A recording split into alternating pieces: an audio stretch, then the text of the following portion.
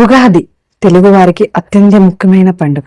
ఇది కొత్త సంవత్సరం ఆరంభానికి సంకేతం. ఉగాది ఎప్పుడు, ఎక్కడ, ఎలా మొదలైందనే విషయాల గురించి ఇక్కడ వివరంగా తెలుసుకుందాం. ఉగాది పండుగ. ఉగాది అంటే అందరికీ గుర్తుకు వచ్చేది తెలుగువారి పండుగ. తెలుగు సంవత్సరం ఈ రోజు నుంచే ప్రారంభమవుతుంది కాబట్టి ఇది తెలుగువారి పండుగ గుర్తింపు తెచ్చుకుంది. చైత్ర శుద్ధ పాడ్యమి నాడు వచ్చి ఈ పర్వదినానికి ఎంతో ప్రాముఖ్యత ఉంది. ఈ నూతన సంవత్సరంలో రాశి ఫలాలు, గ్రహస్థితులు ఎలా ఉన్నాయో తెలుసుకొని గ్రహశాంతులు లాంటివి జరిపించుకొని సుఖంగా ఉండేందుకు పంచాంగ శ్రవణాన్ని చేస్తారు. మరికొన్ని రోజుల్లో శార్వారి నామ సంవత్సరానికి ముగింపు పలికి ప్లవనామ సంవత్సరానికి స్వాగతం పలుకుతున్న నేపథ్యంలో ఉగాది విశిష్టత, చరిత్ర ఇవన్నీ ఇప్పుడు మనం తెలుసుకుందాం. ఉగాది విశిష్టత: చైత్రమాసం శుక్లపక్షం పాడ్యమి రోజున ఆ విధాత ఈ జగత్తును సృష్టించాడని నమ్ముతారు. సోమకుడు వేదాలను తస్కరించిన కారణంగా మత్స్యావతారం ధరించిన విష్ణువు అతడిని సంహరించి వాటిని తిరిగి బ్రహ్మదేవుడికి అప్పగించిన సందర్భంగా ఉగాది ఆచరణలోకి వచ్చిందని మనకున్న పురాణ ప్రతీతి. చైత్రశుద్ధ పాడ్యమి రోజున సూర్యోదయ వేళలో బ్రహ్మదేవుడు సృష్టిని సృష్టించాడని అంటారు. అంటే కాలగణాన్ని, గ్రహ, నక్షత్ర, ఋతు, మాసవర్ష, వర్షాదికులను బ్రహ్మదేవుడు ఆ రోజు వర్తింపజేస్తాడని నమ్మకం. అంతేకాకుండా వసంత ఋతువు కూడా ఈ రోజు నుంచే ప్రారంభమవుతుంది. అందుకే నూతన జీవితానికి నాందిగా ఉగాది పండుగను జరుపుకుంటారు. శాలివాహనుడు పట్టాభిషిక్తుడైన ఈ రోజు ప్రాశస్తంలోకి వచ్చిందని మరో గాథ కూడా ఉంది. ఉగాది, ముందుగా దీనిని యుగాది అనే 2 పదాలు వాడుకలో ఉన్నాయి. ఉగ అంటే నక్షత్ర గమనం, నక్షత్ర గమనానికి ఆది ఉగాది అంటే సృష్టి ఆరంభమైన దినమే ఉగాది. యుగం అనగా ద్వయం లేదా జంట అనే అర్థం. ఉత్తరాయణ, దక్షిణాయన ద్వయ సంయుతం యుగం కాగా ఆ యుగానికి ఆది యుగాదిగా మారింది. ఉగాది శబ్దానికి ప్రతిరూపంగా ఉగాదిగా రూపొందింది. తెలుగువారే కాకుండా మరాఠీలు కూడా ఈరోజు గుడి పడవాగా, తమిళులు పుత్తాండు అనే పేరుతో, మలయాళీలు విషు అనే పేరుతో, సిక్కులు వైశాఖిగా, బెంగాలీలు పోయిలా బైశాఖ్ గా జరుపుకుంటారు. ఉగాది పచ్చడి ప్రాముఖ్యత: ఉగాది రోజు ముఖ్యమైన వంటకం ఉగాది పచ్చడి. షడ్రుచుల సమ్మేళనంగా చేసే ఈ పచ్చడి జీవితంలో జరిగే వివిధ అనుభవాలను సూచిస్తుంది. జీవితంలో అన్ని భావనలు చెప్పే భావం ఇందులో ఇమిడి ఉంది. పచ్చడి ఒక్కొక్క పదార్థం ఒక్కో భావానికి, అనుభవానికి ప్రతీక.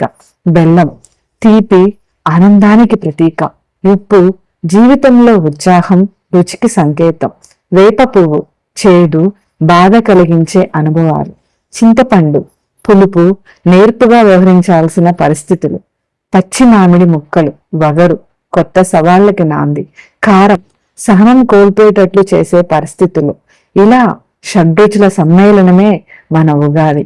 అలాగే పూర్వం ఇందాకన్నా కదా, సోమకుడు అనే రాక్షసుడు ఉండేవాడని. ఈ రాక్షసుడు బ్రహ్మ నిద్రపోతున్న సమయంలో వేదాలను దొంగిలించాడు.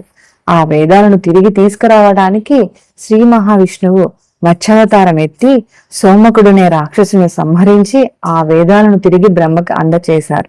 ఆ రోజే చైత్రమాసే జగద్బ్రహ్మే సజజ్జ ప్రథమే అంటూ చైత్రమాసంలో మొదటి రోజైన శుద్ధ పాడ్యమి రోజున ఈ సకల జగత్తును బ్రహ్మ సృష్టించాడు. అలాగే ఖగోళ శాస్త్రం ప్రకారం ఏడాదిలో ఉన్న 365 రోజుల్లో ఒక రోజుకు మాత్రం రాత్రి పగలు సమానంగా ఉంటాయట.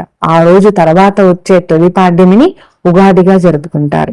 అంతేకాకుండా భారతీయ తొలి ఖగోళ శాస్త్రవేత్త ఆర్యభట్ట కూడా ఈ చైత్ర శుద్ధ పాడ్యమి రోజు భూమిపైకి సూర్యకిరణాలు ప్రసరించడంతో కొత్త ఏడాది ప్రారంభం అవుతుందని పేర్కొన్నారు.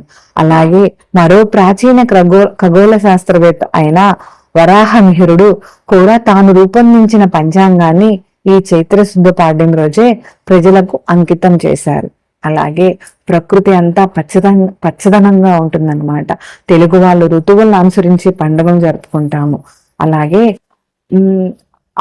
ఆకు రాలే కాలం శిశిర ఋతువు నుంచి ఆకులు చిగురించే వసంత ఋతువులోకి అడుగుపెట్టే రోజున ఉగాది పండుగ జరుపుకుంటాము.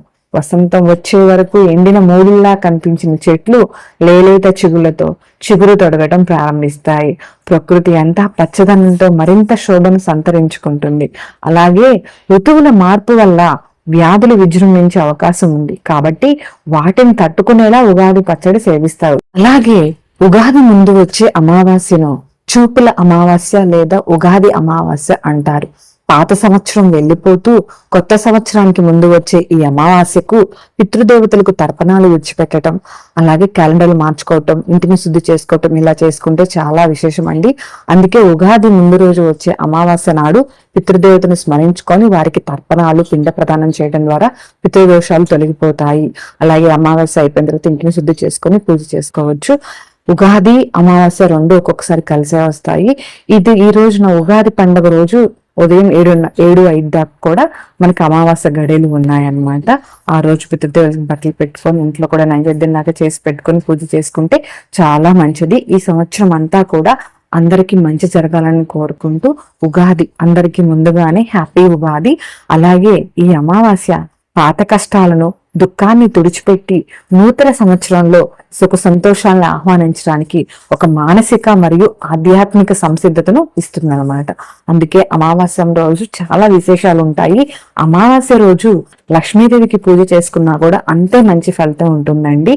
సో ఉగాది పూజ అమావాస్య అన్ని ఒకే రోజు కలిసి వచ్చాయి కాబట్టి మీరు 7 గంటల్లోపు పూజ చేసుకోండి, చాలా మంచి జరుగుతుంది. అలాగే ఫస్ట్ టైం కనుక మా వీడియో చూస్తున్నట్లయితే please subscribe to our channel. Thank you for watching. అలాగే అందరికీ ముందుగా happy Ugadi. Thank you so much.